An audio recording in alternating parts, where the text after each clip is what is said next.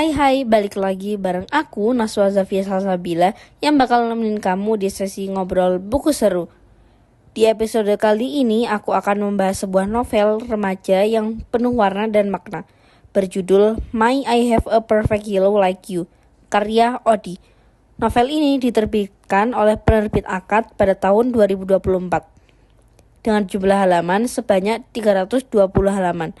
Novel ini benar-benar cocok buat kamu yang suka kisah remaja dengan tema persahabatan, cinta pertama, dan pencarian makna seseorang yang spesial. Seseorang yang bisa disebut dengan yellow person. Sebelum kita masuk ke ceritanya, aku mau bahas dulu arti dari judul yang unik. My I Have a Perfect Yellow Like You. Di novel ini ada istilah yang disebut yellow person.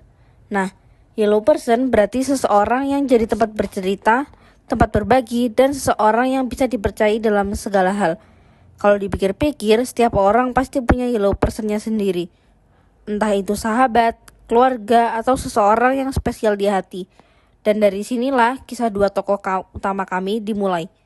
Ethaniel Vanjiro dan Kalila Gemini Jemima. Kalila adalah cewek ceria, spontan, dan kadang suka aneh sendiri. Tapi justru tingkahnya yang unik itulah yang bikin dia menarik. Sementara Ethaniel atau Ethan adalah cowok pendiam dan kalem. Awalnya dia tuh sulit banget buat terbuka sama orang lain, tapi sejak kenal Kalila dunianya mulai berubah. Kalila seperti membawa warna baru dalam hidup Ethan. Yang dulu terasa sepi dan datar, sekarang jadi lebih cerah dan hangat. Namun, tentu aja kisah mereka gak semulus itu. Ethaniel masih belum bisa move on dari masa lalunya bersama Kanya, gadis yang dulu ia sukai. Sedangkan Kalila diam-diam menyimpan perasaan untuk cowok lain.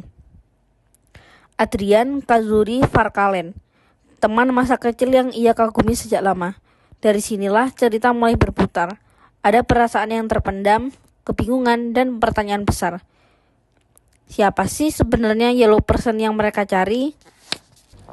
Nah, yang menarik dari novel ini adalah ceritanya bukan cuma tentang cinta segitiga remaja biasa, tapi lebih dari itu. Novel ini bicara tentang proses tumbuh, tentang belajar memahami perasaan sendiri, dan tentang menemukan orang yang benar-benar peduli.